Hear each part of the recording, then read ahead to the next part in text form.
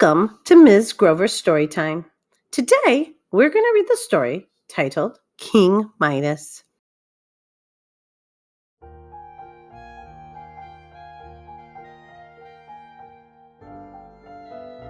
Once upon a time, there lived a king whose name was Midas.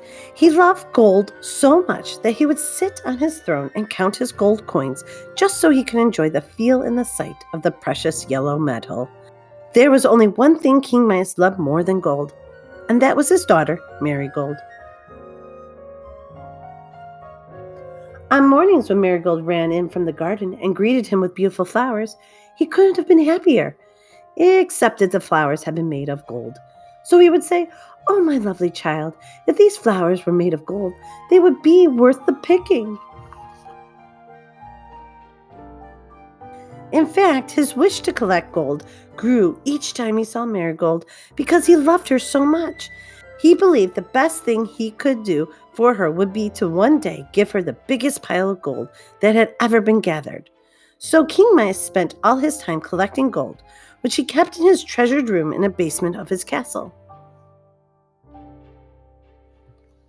The treasure room was very secure, and Midas kept the door locked even when he was in it. The room had only one small window through which a single beam of sunlight could shine, and that King Midas found useful only to illuminate his gold.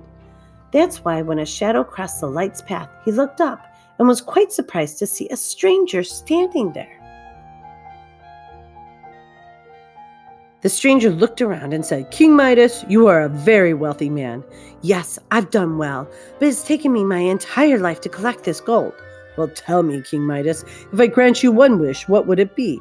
Midas thought and then replied, "I wish for the golden touch." "I grant you your wish," answered the stranger. "At sunrise, you will be awakened with the power to turn everything you touch into gold." And then the stranger vanished. King Midas had trouble sleeping that night, for he couldn't wait to see if he could receive the gift of the golden touch. When the dawn's early light finally filled his room, he leaped out of bed, eager to see if his wish had come true.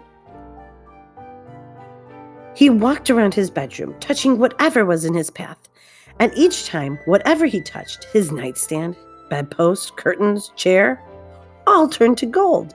The stranger had indeed given him the golden touch. He felt such immense joy. Excited by his newfound power and the prospect of an incredible wealth, King Midas left his royal chamber, determined to transform as much of the castle as possible into gold. As he descended the great staircase, the steps under his feet transmuted, and the balustrade sparkled yellow under his touch.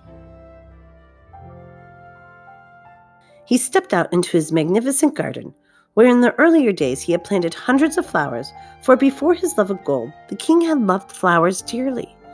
He went from bush to bush, making sure that he touched each and every flower, believing he was transforming them into something even more beautiful than ordinary flowers. King Midas then realized how hungry he was, and that his daughter would soon be joining him for breakfast. He went inside, ready to fill his hungry belly and enjoy his daughter's surprise at the new golden flowers. But instead, when Marigold, who was usually very happy, entered the room, she looked very sad. She showed her father the bouquet that she had picked for him in the morning and said, "Father, look at what happened to the flowers. They no longer have a scent, and the petals aren't soft and colorful." And she began to cry. "But my little dear," replied the king, "the single golden flower is worth 1,000,000 ordinary flowers, and it'll never be wilted or withered away." "I don't care about that, father. It's not a real flower," sobbed Marigold. King Midas was ashamed to tell his daughter that he had been the one to transform the flowers. He felt very bad for having caused his daughter such disappointment. Midas was famished, and the thought that a fine breakfast would help them feel better. "Sit down, my daughter, and enjoy this lovely meal." But just as King Midas tried to take a bite of bread, it turned to gold and hurt his teeth. When the king tried to quench his thirst with some water, the same thing happened to his goblet and the water in it. Seeing that her father looked frustrated, Marigold asked, "Father, what's wrong? You look so unhappy." But King Midas did not answer her question, and instead told his daughter to enjoy her breakfast before it got cold.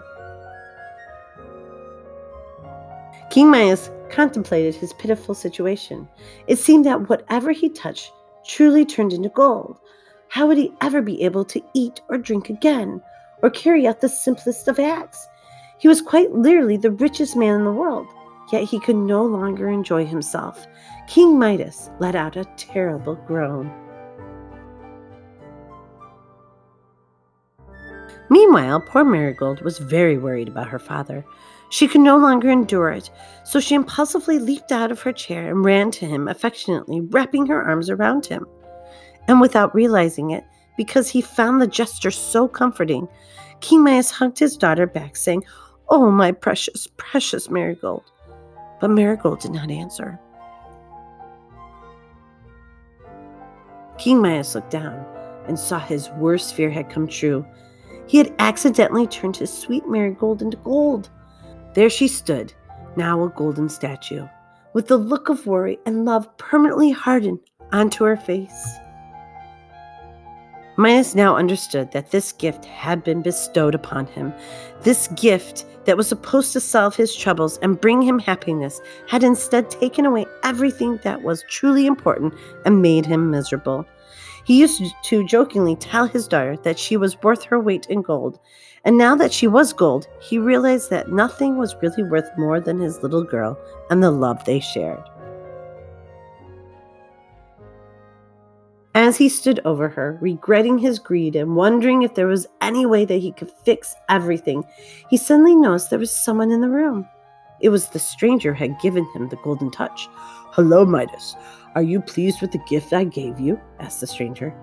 Midas, who was filled with sorrow, replied, "No, I'm miserable. I have realized that gold is not everything and that I have lost all that I really care for."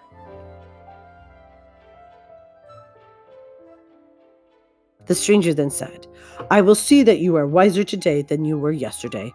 If you truly desire to rid yourself of the golden touch, I will grant your wish."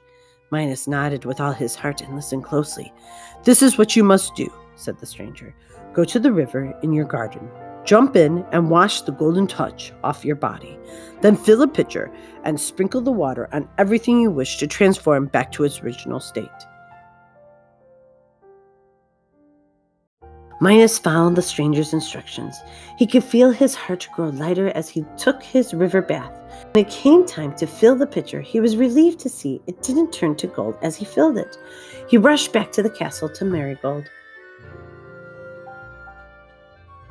And there she was, as still and golden as when he had left her. He wasted no time in dousing her with water. Midas was filled with thanks as he watched her become herself again.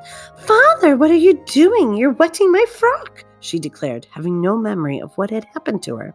Her father laughed and said, "Don't fret over your clothes, my beloved Marigold. Come with me to the garden, for we have some watering to do." And together they walked through the entire garden, sprinkling all the flowers with the river water. Magically, the flowers regained their natural qualities, making them all more beautiful, valuable, and irreplaceable. After their work was done, King Midas and Marigold sat on the throne together, and instead of counting gold coins, they enjoyed the sweet perfume of roses and each other's company.